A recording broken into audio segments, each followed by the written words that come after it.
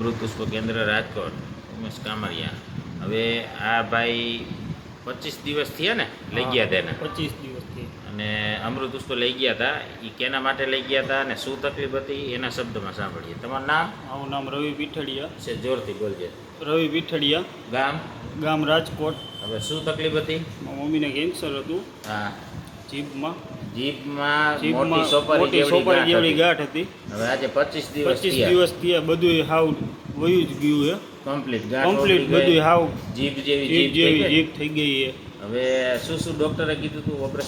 Operation નહીં થાય ટૂંકમાં, કે થાઇરોઇડ વધારે આવે અને ઓપરેશન થાય એમ જ નથી. ઓપરેશન થાય એમ જ નથી ટૂંકમાં ફૂલ કેન્સર જ હતું. હા, છેલ્લું સ્ટેજ કેવું હોય તેમ કહેવાય એમ કીધું હતું ને. હા, વધારે તકલીફ છે. વધારે તકલીફ જેવું છે. તો 25 દિવસમાં કેટલો ફાયદો? ઘણો ફાયદો. તને કેટલો લાગે? અમને 110% જેટલો ફાયદો લાગે. 110%. ટૂંકમાં અત્યારે ગાંઠ છે જ નહીં ને, ઓગળી જ ગઈ. હવે તારા મમ્મીની હાલત કેવી હતી 25 દિવસ પહેલા?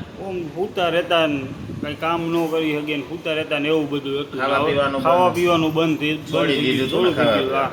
તો આપણે કેટલા દિવસે ચાલુ થઈ ગયું હતું ખાવા? આપણે 13 દિવસે ચાલુ થઈ ગયું હતું ખાવા પીવાનું 5 દિવસે ચાલુ થઈ ગયું હતું બધું. અને ત્રીજા દિવસે કંઈક થોડુંક ખાધું હતું ને? હા, બીજા કે ત્રીજા દિવસે થોડુંક ખાધું હતું. પછી 5મા દિવસે રેગ્યુલર બધું ખાવા પીવાનું.